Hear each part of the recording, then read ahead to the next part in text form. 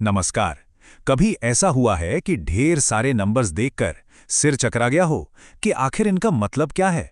आज हम इसी उलझन को सुलझाने वाले हैं और सीखेंगे कि कैसे बिखरे हुए नंबर्स को एक साफ, दमदार कहानी में बदला जाता है। तो चलिए शुरू करते हैं। शुरुआत इसी सवाल से करते हैं, क्योंकि देखिए डेटा की दुनिया में एक नंबर हीरो भी हो सकता है और विलेन भी। वो हमें सच दिखा सकता है या फिर हमें पूरी तरह से गलत रास्ते पर भी ले जा सकता है। आज हम इसी रहस्य को सुलझाने वाले हैं। स्क्रीन पे जो नंबर्स हैं, अभी तो ये बस ऐसे ही बेतरतीब लग रहे हैं ना? इसी को हम अव्यवस्था कहते हैं। कच्चा डेटा अक्सर ऐसा ही होता है, बिना किसी खास मतलब के।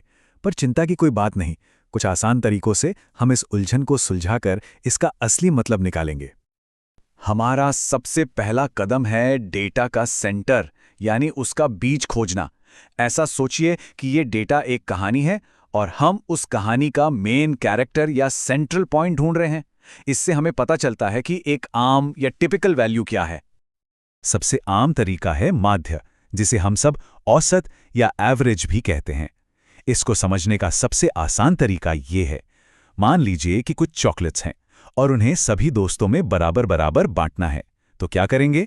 सारी चॉकलेट्स को एक साथ जोड़ेंगे और फिर दोस्तों की संख्या से डिवाइड कर देंगे। बस इतना ही सिंपल है माध्य। अच्छा, अब मिलिए माध्यिका से। माध्यिका का मतलब है बस बीच वाला नंबर। लेकिन यहाँ एक बहुत ज़रूरी नियम है। पहले सभी नंबर्स को एक लाइन में छोटे से बड़े के क्रम में लगाना होगा। सोचिए कि लोग अपनी हाइट के हिसाब से एक लाइन में खड़े हैं। माध्यिका वो इंसान है जो ठीक बीच में खड़ा है। तो सवाल ये है कि माध्य और माध्यिका में से कौन बेहतर है? देखिए, ये इस बात पर निर्भर करता है। हमारे नंबर्स याद हैं? 1, 3, 9, 10 और एक बहुत बड़ी संख्या 100। ये 100 एक आउटलायर है। ये माध्य को खींचकर 24.6 तक ले जाता है, जो बाकी नंबरों से काफी दूर लगता है ना? पर माध्यिका, वो अभी भी 9 पर आराम से बैठे हैं। उसे 100 से कोई फर्क ही नहीं पड़ा। और यही माध्यिका की सुपर पावर है। जब डेटा में कुछ बहुत बड़े या बहुत छोटे मान हों, तो माध्यिका हमें ज्यादा सच्ची कहानी बताती है। सिर्फ सेंटर खोजना तो आधी कहानी है। हमें यह भी जानना होगा कि डेटा कितना फैला हुआ है। सोचिए, 2 क्लास हैं और दोनों का एवरेज स्कोर 75 है। सुनने में तो एक जैसा लगता है, लेकिन एक क्लास में सभी के नंबर 70 और 80 के बीच हैं, जबकि दूसरी में कुछ के 100 हैं और कुछ के 40। एवरेज तो एक ही है, पर कहानी बिल्कुल अलग है। अब एक और मजेदार टूल देखते हैं, इंटर क्वार्टाइल रेंज या IQR। नाम थोड़ा मुश्किल लग सकता है, पर इसका काम बहुत आसान है। जैसे माध्यिका ने ठीक बीच का मान ढूंढा था, IQR डेटा के बीच वाले 50% हिस्से पर ध्यान देता है। ये सबसे ऊंचे और सबसे नीचे वाले मान को हटा देता है और सिर्फ बीच वाले ग्रुप को देखता है कि वे कितने पास पास हैं। माध्यिका की तरह ही ये भी आउटलायर्स से परेशान नहीं होता, जो इसे बहुत भरोसेमंद बनाता है। ये समझना बहुत जरूरी है कि डेटा में थोड़ी डगमगाहट या वेरिएशन होना एकदम नॉर्मल है। अगर कोई अपनी हाइट 10 बार मापे, तो शायद हर बार कुछ मिलीमीटर का फर्क आ जाएगा। ये कोई गलती नहीं है, इसी को वेरिएबिलिटी कहते हैं और ये डेटा की दुनिया का एक कुदरती हिस्सा है। ये वेरिएशन कई वजहों से आ सकता है, जैसे लोगों में कुदरती अंतर होते हैं, नापने वाले उपकरणों में छोटी मोटी गलतियां हो सकती हैं, या ये बस रैंडम चांस हो सकता है। सच तो यह है कि अगर किसी डेटा सेट में जरा भी वेरिएशन ना हो, तो वो थोड़ा अजीब लग सकता है। अब एक बहुत ही जरूरी कॉन्सेप्ट पर आते हैं।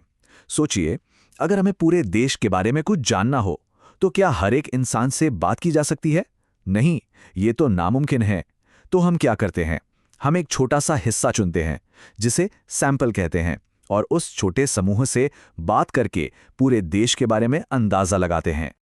यहाँ 2 शब्द बहुत महत्वपूर्ण हैं, जनसंख्या और नमूना। जनसंख्या मतलब वो पूरा का पूरा समूह जिसके बारे में हम जानना चाहते हैं, जैसे देश के सभी वोटर्स। और नमूना उस समूह का एक छोटा मैनेजेबल हिस्सा है, जैसे कि वो 1000 वोटर्स जिनसे हमने असल में बात की। हमारा लक्ष्य हमेशा नमूने का इस्तेमाल करके जनसंख्या के बारे में सीखना होता है। और यहीं पर स्टैटिस्टिकल इन्फ्रेंस की कला काम आती है। हम अपने सैंपल से मिले डेटा का इस्तेमाल करके पूरी आबादी के बारे में एक पढ़ा लिखा अंदाजा लगाते हैं।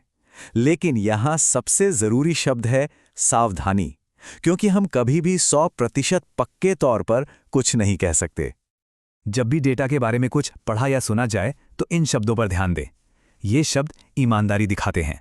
ये बताते हैं कि कोई दावा नहीं किया जा रहा, बल्कि सबूतों के आधार पर एक सुझाव दिया जा रहा है। यही एक अच्छे डेटा एनालिस्ट की पहचान है। और ये हैं चेतावनी के संकेत। जब कोई सैंपल के डेटा के आधार पर इन शब्दों का इस्तेमाल करे तो थोड़ा सावधान हो जाना चाहिए। सैंपल से हमें कभी भी पूरी तरह से निश्चित जवाब नहीं मिलता। वो हमें एक मजबूत इशारा दे सकते हैं, लेकिन कुछ भी साबित नहीं करते। तो अब सबके पास जरूरी टूल्स आ गए हैं। अब वक्त है एक डेटा जासूस की तरह सोचने का। अगली बार जब भी कोई आपके सामने कोई आंकड़ा रखे तो बस उसे मान मत लीजिए, ये सवाल पूछिए। पहला सवाल, डेटा आया कहां से? क्या सैंपल पूरे ग्रुप को सही से रिप्रेजेंट करता है, या ये एक तरफा ग्रुप था, जैसे कि सिर्फ अपने दोस्तों से पूछना कि उन्हें कौन सी फिल्म पसंद है? एक गलत सैंपल से पूरी तरह से गलत नतीजे निकल सकते हैं। दूसरा, फैलाव की जांच करें। क्या औसत के आसपास के मान एक दूसरे के करीब हैं या वे बहुत ज़्यादा फैले हुए हैं? एक छोटा फैलाव, जैसे कि एक छोटा IQR, हमें बताता है कि डेटा ज़्यादा भरोसेमंद है। एक बड़ा फैलाव एक चेतावनी का संकेत है। चलिए अब इस ज्ञान को परखते हैं। मान लीजिए 2 डेटा सेट हैं जिनका माध्य बिल्कुल एक जैसा है, लेकिन एक का IQR दूसरे से बड़ा है। तो कौन सा डेटा सेट ज़्यादा कंसिस्टेंट यानी सुसंगत है? जरा सोचिए इसके बारे में। बिल्कुल सही, जिसका IQR छोटा है वो ज्यादा कंसिस्टेंट है। इसका मतलब है कि उसके डेटा पॉइंट्स अपने एवरेज के ज्यादा करीब हैं। ये एक बेहतरीन उदाहरण है कि क्यों सिर्फ एवरेज देखना ही काफी नहीं है, फैलाव की कहानी भी उतनी ही जरूरी है। तो चलिए, अब तक जो कुछ भी सीखा है उसे 3 सुनहरे नियमों में समेट लेते हैं। पहला, अगर डेटा में कोई बहुत बड़ा या छोटा नंबर यानी आउटलायर हो तो माध्य के बजाय माध्यिका पर भरोसा करें। दूसरा, सिर्फ एवरेज देखकर खुश ना हो, हमेशा IQR या फैलाव की जांच करें ताकि पता चले कि डेटा कितना भरोसेमंद है। और तीसरा, जब भी नतीजों के बारे में बात करें तो सावधानी वाली भाषा का इस्तेमाल करें। हम इसी सवाल के साथ आज की बात खत्म करते हैं। अब सिर्फ नंबर नहीं, बल्कि उनके पीछे की कहानी देखी जा सकती है। तो अगली बार जब कोई हेडलाइन या आंकड़ा दिखे तो एक पल के लिए रुकें और एक डेटा जासूस की तरह सोचें। वो कौन सी पहली सच्चाई होगी जिस पर सवाल उठाया जाएगा?